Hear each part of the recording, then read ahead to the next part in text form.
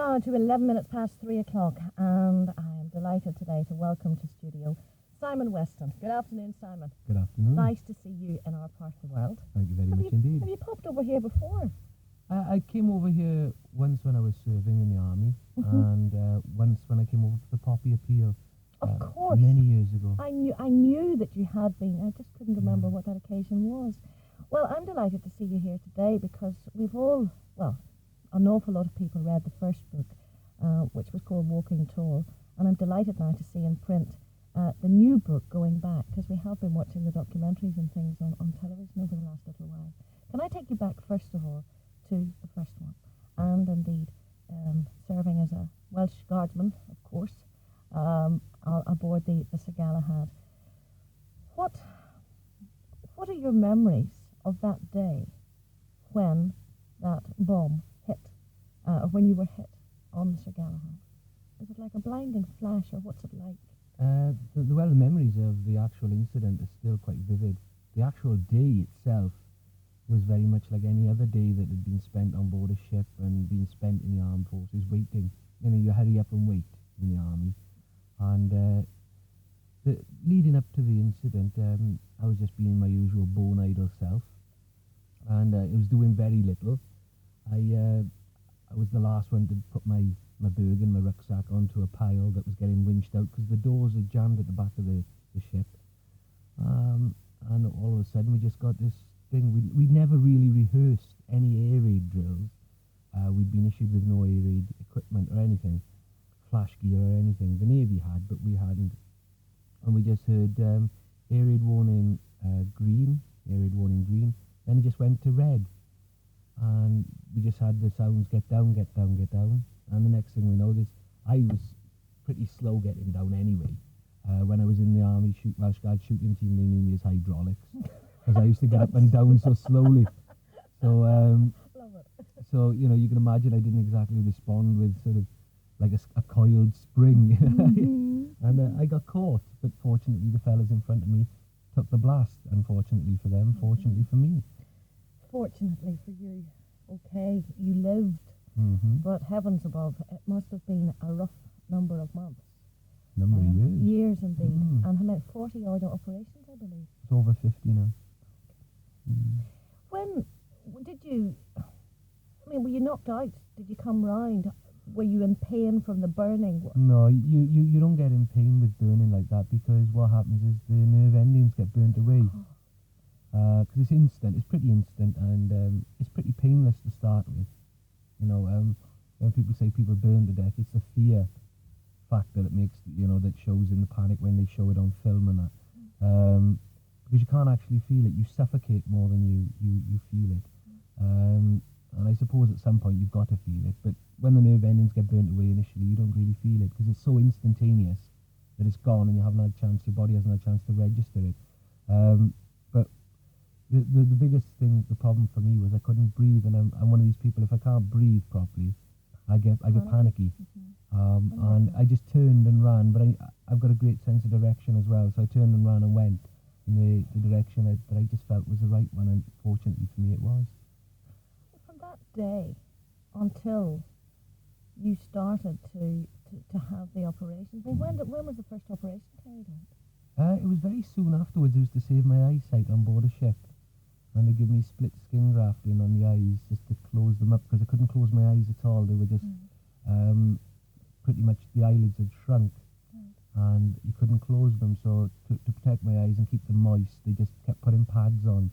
But because I was having such claustrophobia and panic attacks, and still in somewhat shock, I wouldn't let them put pads over my eyes. I had to be awake, I had to see things. I was scared to go to sleep. I suppose you were scared to go to sleep in case you woke up and couldn't see. Yeah. Would that have been fair? Well, I did once, and what it was pads had been put over my eyes. But those days I remember with, I'm probably remembering more about those days now than I do about the fire.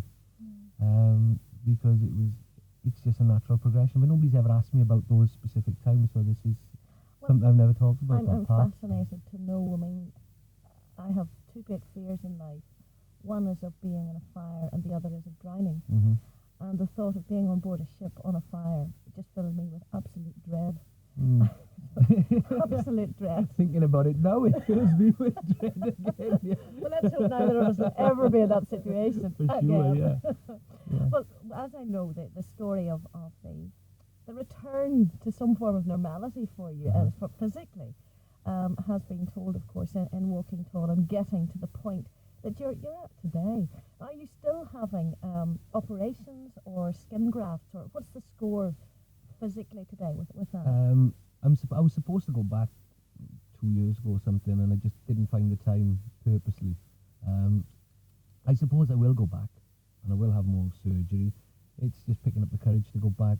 It's not so much the courage as getting up the courage to put up with the inconvenience of it all, really. I mean, I'm like everybody else now. I'm too set in my ways again, and I've been and doing this and jumping in the car and going here, or even just doing the mundane things like doing the shopping. I'm used to doing that again now.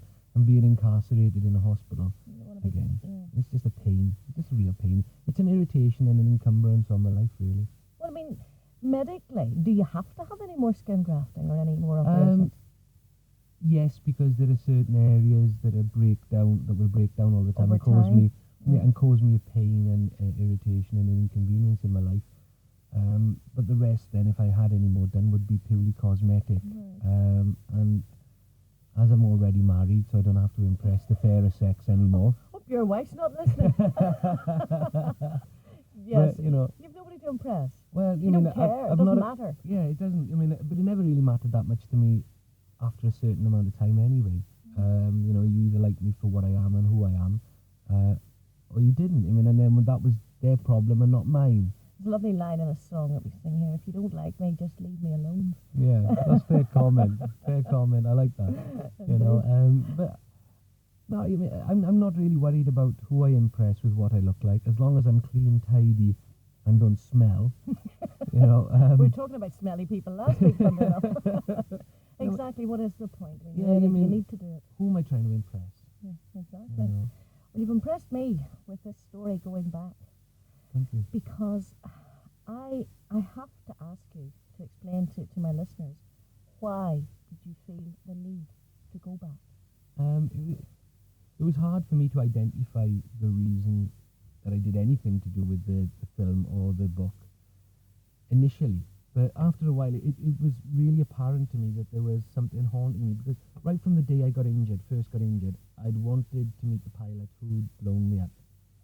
I find that hard to understand in many ways, because if that had happened to me, I probably would have felt, I want to meet this person and get rid of something in me. Is that what you wanted to do? But that's what I was trying to do. I mean, to punch somebody out is not necessarily the thing that we all want to do. Sometimes you want to exorcise a ghost or a spirit or something that's following you, a spectre. And for me, the spectre existed in my own mind. And the problems that followed me, haunted me, were in me. Nothing to do with him, although he was the key, the realization that it was just me. Did you start to set it up? Well, there was a guy called Malcolm Brinkworth who had made the first 3 documentaries about me, and he had sort of had this idea for quite some time. And anyway, he asked me, would I do this? And I said, well, not particularly. I don't want to do it. And he said, well, look, it's the only way you're ever going to get to meet the pilot. And he knew, and he'd been a close friend of the family for quite some time since making the first documentary. He said, well, it's the only way you're going to get to meet him. It's the only way you're going to get past the Argentinian Ministry of Defence. And I said, well, okay, after a bit of deliberation and thought, I went, well, fair enough. And he said, well, we're going to have to do more than just you going down there and meeting this guy. He said, that can't just be it. So he had to sort of get the other guys. Well, I've always said I wanted to go back with the other guys. I never wanted to go back on my own. Some other guys who were involved in the conflict. And then we had to go back to the Falklands itself. And I didn't realise how much it would do for me going back to the Falkland Islands, to the memorial sites and such, and how emotional those times would be. But I'm very pleased I did it now. Very glad. It's a very emotional experience, I would imagine, going back to and thinking. Your brain must have just been flashing back all the time that you were there, remembering stupid things, remembering sad things, funny things. I mean, it Yeah. all must have come out. Yeah, you remember the funny things, people falling down holes and, people falling out as they walking. I fell walking across a wooden bridge and nearly broke the base of my spine. Was this the first time or the second time? The first time I wish I had broken it. Oh, dear. At least I would have been medevaced out and sent home sort of clean as a whistle, as to say. But, you remember some of the funny things. You remember some of the funnier moments, some of the quieter moments, some of the sadder moments with your friends. How many friends did you lose? We lost 46 men. That's a heck of an awful big number of people to lose out of one company. Uh-huh.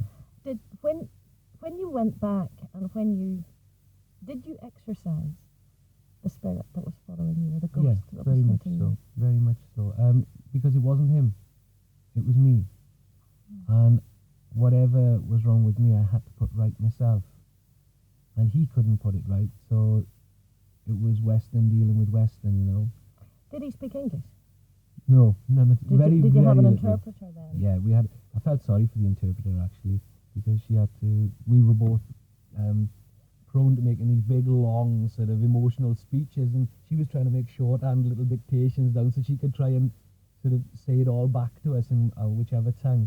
And it was just so funny in the end, and it was so hard because you couldn't have a conversation, you were just making speeches at each other. Yes, of course. That's the difficulty of working through an interpreter. When you said to your wife, Lucy, about going, had she any thoughts on the whole thing? Did she think it was important that you go? She had reservations because she didn't know how I would be coming back, what sort of person would come back. Because I wasn't going to fight, I wasn't going to get injured or anything like that, but she didn't know psychologically what sort of bloke I'd be coming back. Fortunately for me, I didn't want to lash out and punch the guy. There was a bit of that in me, but I didn't want to lash out and punch the guy. And I came back pretty much well balanced. I came back ready to start my life all over again. I came back wanting to live my life. Well, what's part 3 then? Well, we've had part 1, part 2. What happens next, Simon? Perhaps a novel, perhaps something like that, Brilliant. I don't think I could write any more about me. It's gone. You've got it all out of your system, and have told a very fascinating story. I think so. Perhaps we could update it all and put it all together and put it into one final book or something that would take somebody up to, I don't know, 2-3 years from now, and have a final something and say, there can't be any more. I can't do any more with it. So, I don't know. I really don't know what's going to happen. Obviously, you're no longer in the Guards. What do you, as we would say round here, what's your day job? How do you earn a living, Simon, apart from selling books, obviously? I do some after dinner speaking. I do motivational speaking, which is probably a bigger thing than after dinner speaking. I'm not too enamoured with after dinner speaking because you've got to entertain and you've got to make people laugh and all the rest of it. I'm terrified of it. Well, there's an awful lot of very good people out there who can entertain and make people laugh. And I can motivate or do motivational speeches as well. So I think it's better that I stick to the thing that I'm best at and others are best at entertaining. So that there's two fine dividing lines. But I also broadcast a little bit for Radio Wales, BBC Radio Wales. And what sort of a programme do you do? It's just music and chat, and sometimes we go out and we do a whole programme around certain people or certain professions. We spent a whole day on a go-kart racing track that had just been set up, or we went out with a deep-sea fisherman, but he also does a lot of deep-sea logistical work for Cardiff University, the University of Wales and that, and he does a lot of inshore work along the coastline for the green parties and people like that, the ecological parties and such. So we just wanted to encompass everything he does, and then we found out that he does deep sea diving, so I've been invited to go deep sea diving with him, and I've been invited to go shark fishing and all this. So I'll probably take him up on the shark fishing, but I think I'll leave the diving well. It's a bit dangerous. Nice work if you can get it. Let's talk to my boss, get out and see if I can do some of these things. I know that back in '87 that you helped set up a charity in Liverpool called the Weston Spirit, which was to help unemployed teenagers. Is that still up and running? Yeah, they were apathetic against us. They had very little motivation. It happens in an awful lot of inner cities, especially with the sort of news and the reporting and the way that youngsters are reported today and covered. They're all made to look very negative and nasty. And it's only a mindless minority, as in most cases of most problems. And what happened was we set this charity up, and it's been going almost 5 years now. And it's just going from strength to strength. And they made a running profit last year, a very small one, in a year where the recession probably bit hardest. And they look like they're going to turn the corner completely this year and make a massive amount of profit. And lots of interesting things and exciting things are going to happen. Stuff I can't really talk about now because the charity doesn't know they're going to happen yet. You're that involved, Well, obviously. It's other stuff that other people have been working hard behind the scenes to get going, and they're still under sort of sensitive negotiations now, so we're just waiting. I heard a little whisper. I know you have a son, James, is that right? That's right, yeah. I hear a little whisper that there is another Weston on the way. Yeah, exciting times. When's that Weston due? October, end of September, beginning of October. Right, well, I hope everything goes well. Thanks very I much. thank you for your time today. And you're going to be, everyone's going to have a chance to come along and meet you tomorrow. Yeah. Because you're off to Eason's in Ann Street, Belfast. And he's only there for 1 hour, from 12:30 to 1:30 tomorrow. So if you want to go along and see Simon, have a chat if he has time, if he hasn't got writer's cramp. And more importantly, perhaps pick up a copy of Going Back, written by himself. It is published by Signet. It is $4.99.